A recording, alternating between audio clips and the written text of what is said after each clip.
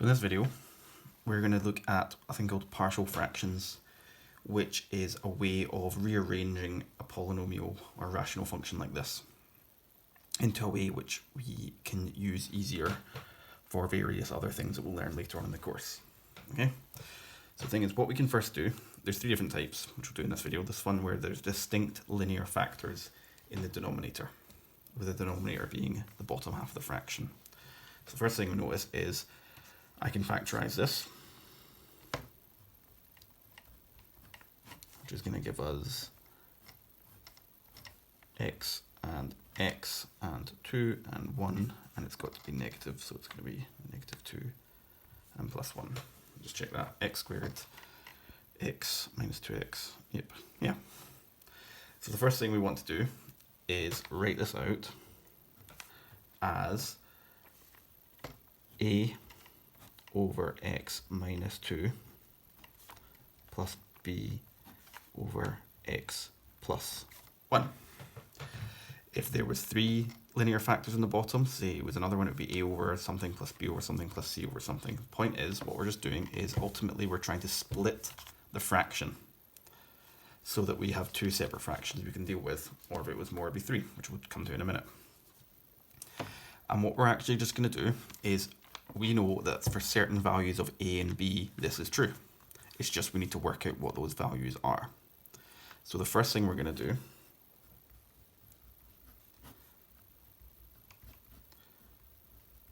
is combine these two fractions in a sort of reverse process to look more like this, and then we can equate and work out what a and b is.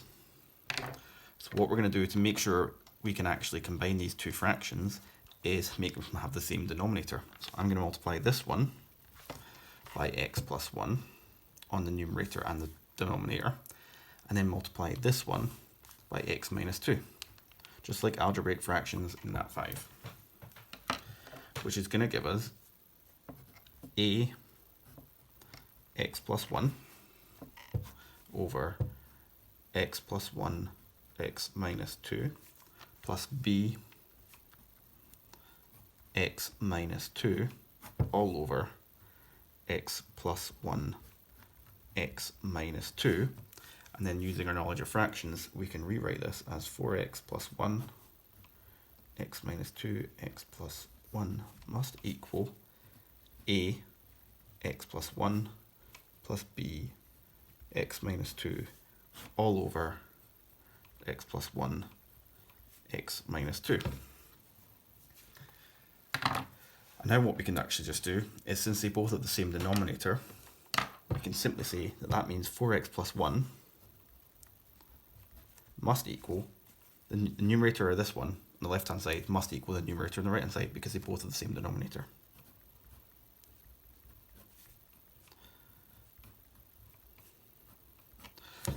And now how are we going to get a and b? Okay, so what we can do is break this all out.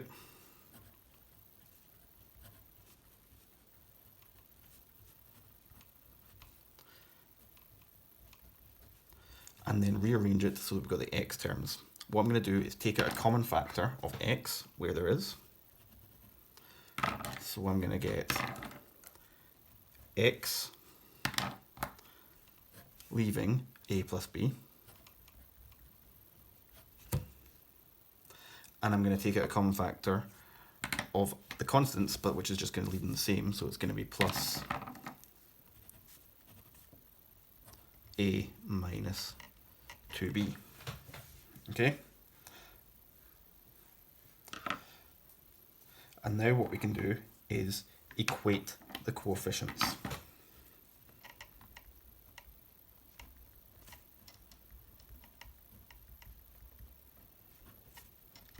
The coefficients being what's multiplying the x terms and what's the constants.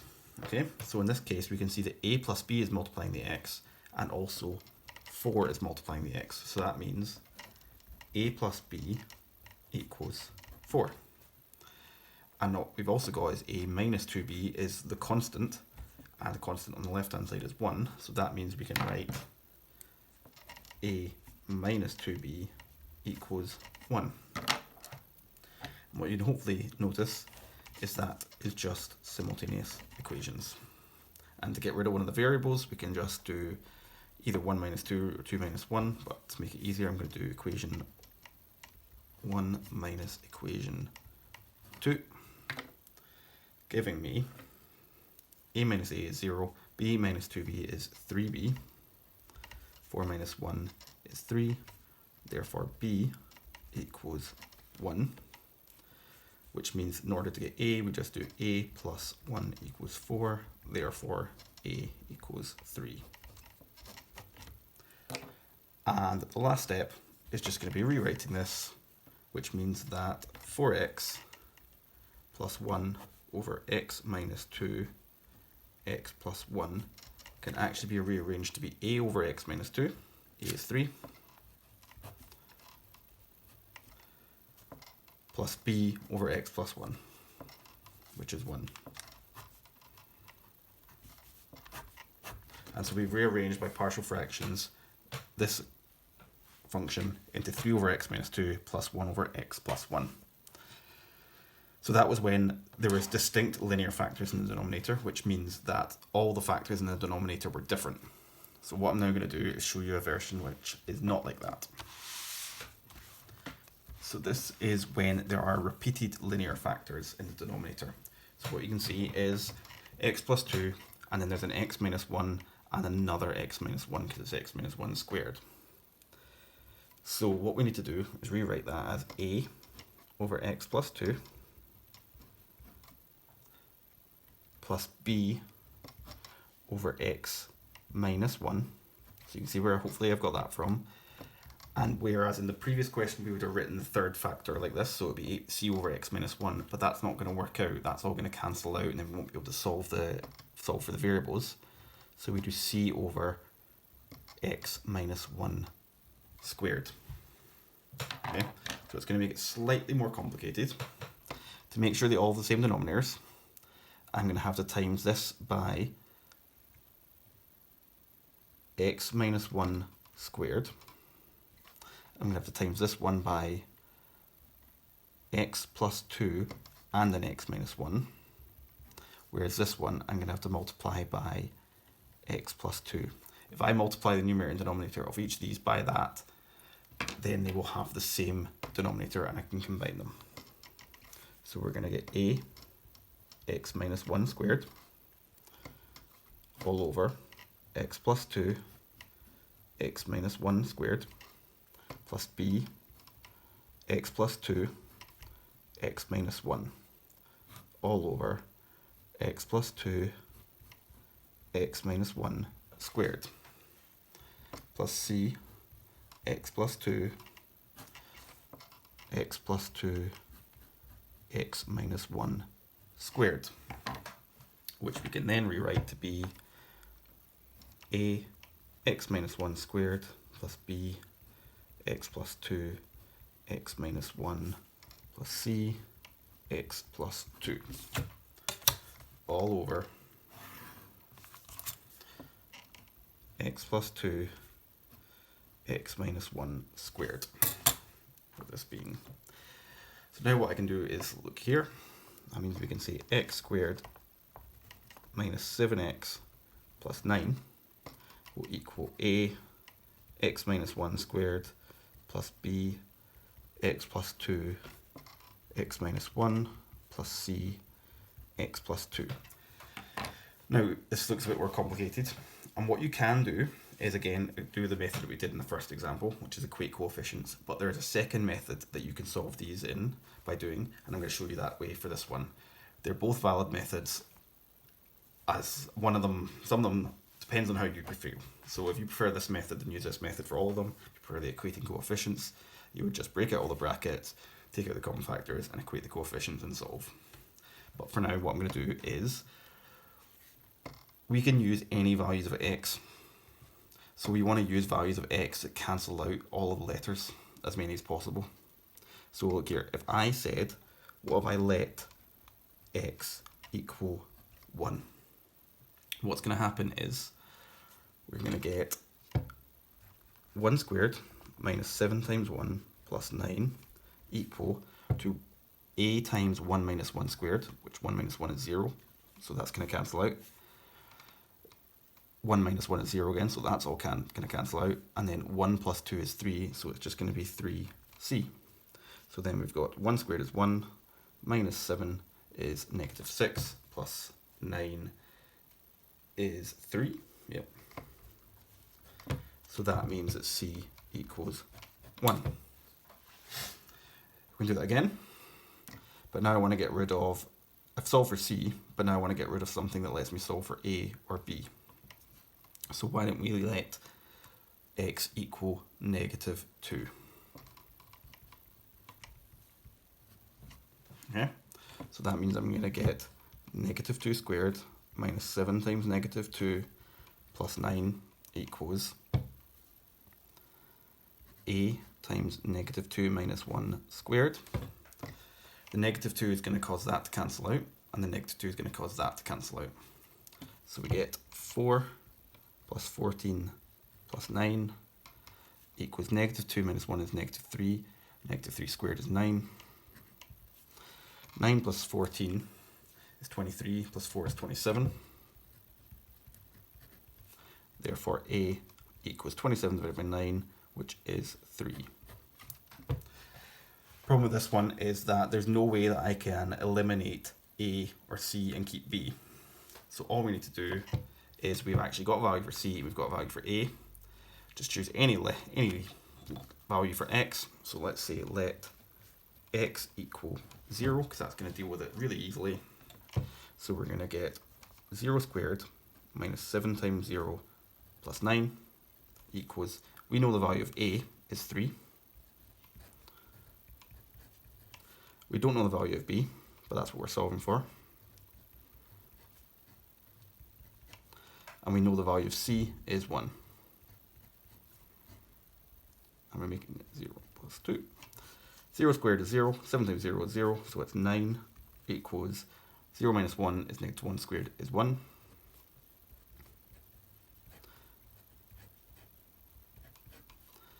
Plus 2.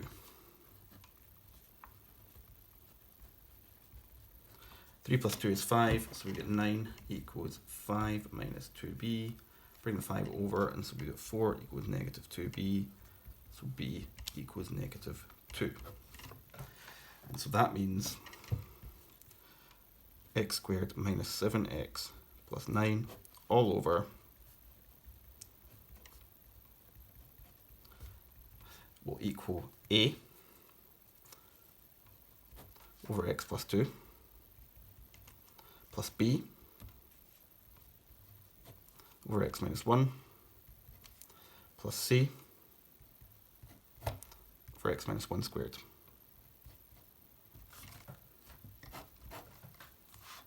Oop, that's been slightly off there. Okay, so that's us done it when it's a repeated linear factor in the denominator. There is one more.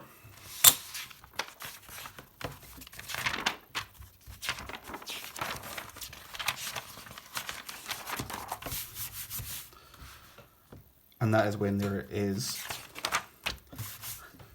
an irreducible quadratic factor in the denominator. So irreducible means I cannot factorize that any further. Okay? So I'll show you what we need to do. Separate it still.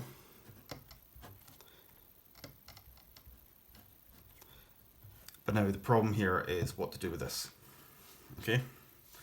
We're going to get plus bx plus c all over x squared plus 2x plus 2. And other than that single step, it's essentially the same. Still need to make sure the fractions are got the same denominator. So I'm going to times this by x plus 1 and times this by x squared plus 2x plus 2, which is going to give us 3x squared plus 2x plus 1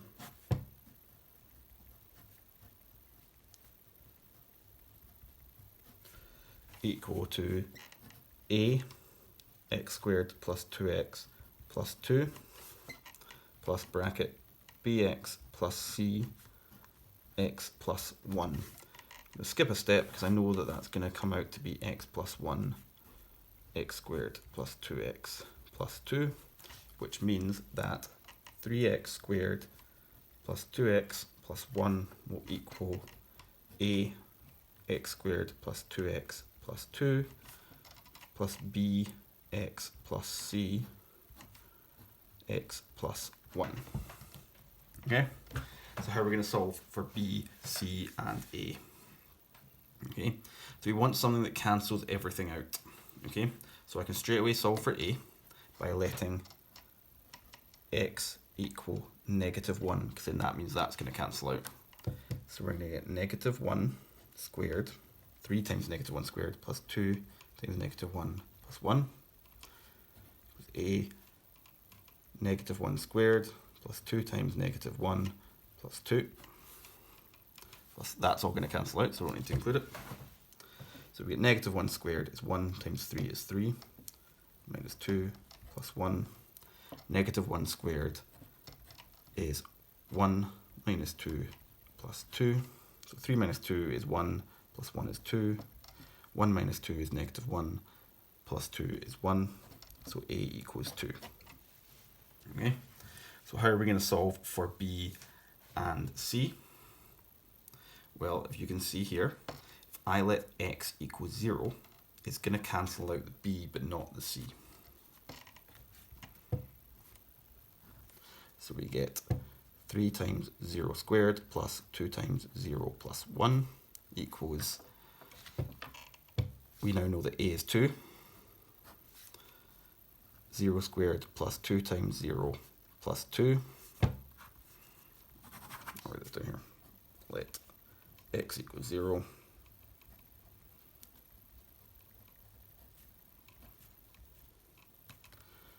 Equals a is 2. 0 squared plus 2 times 0 plus 2 plus b times 0 plus c times 0 plus 1. 0, 0, 1, 0, 0, 2, so 2 times 2 is 4. 0 can cancel out, 0 plus 1 is that, 0 plus 1 is 1, so it's going to be 1 times c is c, so c equals -3. So all we need to do is now find b, and perhaps like before, just make up a different value for x. So we've used x equals -1, used x equals 0, so let's use another easy value, because we've now know a and b, just to find b, let's use x equals 1. So 3 times 1 squared plus 2 times 1 plus 1 will equal a, which we now know is 2. 1 squared plus 2 times 1 plus 2 plus b times 1 plus c, which we now know is -3, 1 plus 1. 1 squared is 1 times 3 is 3 plus 2 plus 1 equals 1 squared is 1 plus 2 is going to be 5. 2 times 5 is 10. b minus 3 times 2. 3 plus 2 is 5 plus 1 is 6. 2 times b is 2. b, 2 times 3 is 6. 10 minus 6 is 4. 6 minus 4 is 2. So b equals 1. And we found all three values. Therefore, 3x squared plus 2x plus 1 over x plus 1, x squared plus 2x plus 2 will all equal a over x plus 1 plus b plus c all over x squared plus 2x plus 2.